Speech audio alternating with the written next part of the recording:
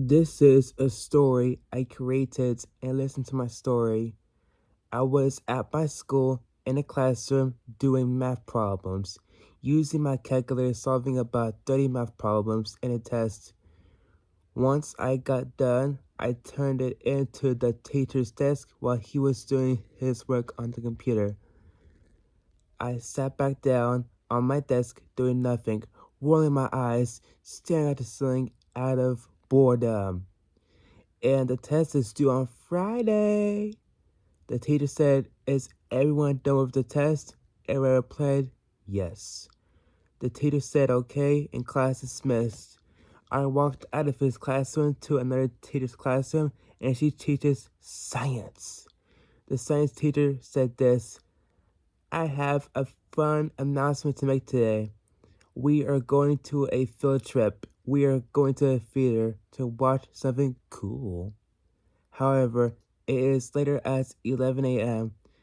Anyways, let's watch a movie. You scientists can chill on your phones or computers, and the time is 8:01 a.m. Once the movie started, everyone chilled on their phone to computer.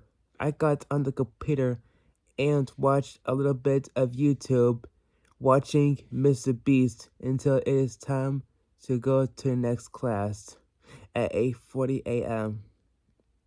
Later at 8:40 a.m., time to switch to the next class. I turn off the computer, grab my backpack, and go to history class. I walk in the hallway, kinda nervous about the field trip at 11 a.m. Once I entered the history class, I took a seat in the middle of the classroom, and there's already a movie playing. I sat down in my chair and grabbed paper from my backpack and started drawing with a pencil. And then my hands started sweating, messing up my drawings. I started drawing and put the papers inside of my backpack. I laid my head down on a desk and took a 1 hour nap. I fell asleep at 9:15 a.m. and I woke up the next hour at 10:15 a.m. And we will stay in history class until 11 when we go on our field trip by buses. I stretch my arms wide open and wake up. And the history teacher said, "Listen, everyone, we will leave this class at 10:40 to the cafeteria, to the buses, okay?" We all replied with okay. Later on, it is 10:40. We are starting to line up to the buses and the cafeteria, and I'll be with the geography teacher on the bus to the field trip. And then it is 11:10 a.m. We all get on the buses to the field trip far away from the school. It takes 15 minutes to get there to the theater. Once we loaded all the people on the bus, off we go to our field trip. While on the bus, I was looking at my memories from the past and then put my phone away 12 minutes later.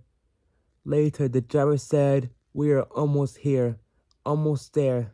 We all cheered in excitement, including me. I'm starting to get excited too, alongside teachers. Once we got there, we got off the bus and happy and excited. And we went into a theater. It was so cool and fun. I sat in the middle with the geography teacher, and then the show begins at 12:15 p.m.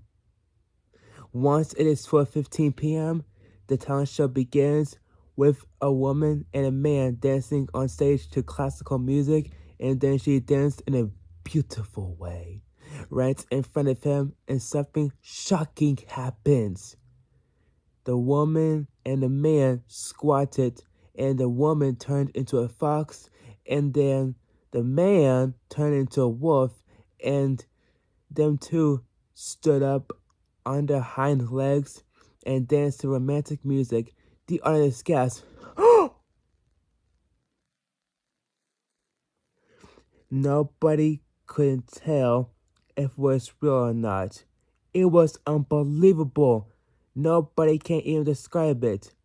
My reaction was like, wow, wow. And then more people came and turned into animals. Two children turned into a dog, and another woman turned into a wolf, and the man turned into a tiger.